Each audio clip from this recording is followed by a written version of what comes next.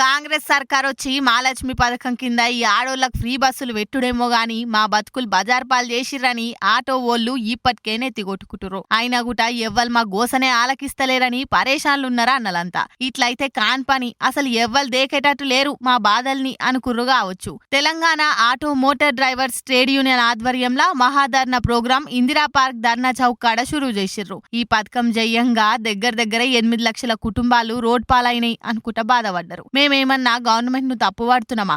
అందరికి కాకుండా తెల్ల రేషన్ కార్డు ఉన్నోళ్ళకే ఫ్రీ బస్ పెట్టుమని అంటున్నాం. ఇక గట్ల చేస్తానన్న జర ఆసర అవుతుండొచ్చు అంటుర్రు. 80% ఉపాధి ఆగమైపోయే వరకు చాలా మంది ఆత్మహత్యలు సుత చేసుకుండ్రు. దీని మీద సర్కార్ జల్ది ఆలోచన చెయ్యాలి. మాకు నెలకు 15,000 ఆర్థిక సాయం, ఆటోల మీద ఉన్న ఫైనాన్స్ సర్కారే తీర్చాలే అనే డిమాండ్లు కూడా గట్టిగానే వినబడ్డాయి.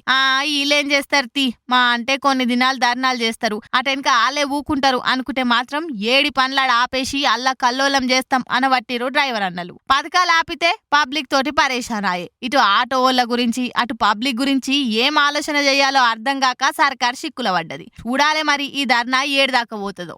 మా పొట్టలు కొట్టి ఇయ్యాల మా ఆకలి చావులు ఆల్రెడీ మా మిత్రుడు సతీష్ గౌడ్ ఆల్రెడీ ఆత్మహత్య చేసుకున్నాడు ఆర్థిక బాధలు తట్టుకోలేక.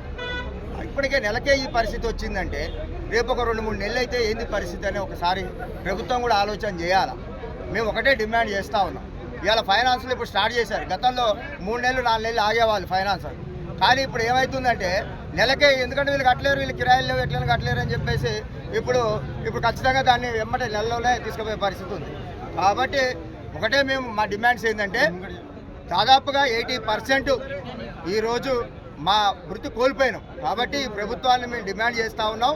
నెలకి 15,000 రూపాయలు ఆటో కార్మికుల కుటుంబాలకు అందించాలని, అట్లనే ఫైనాన్స్లో ఉన్న ఆటో డ్రైవర్లు ఎవరు, అది 10,000 ఉండని, 1,00,000 రూపాయలు ఉండని, 1,50,000 ఉండని ప్రభుత్వమే భరించి ఆ ఫైనాన్స్లో డబ్బులు ప్రభుత్వమే కట్టాలని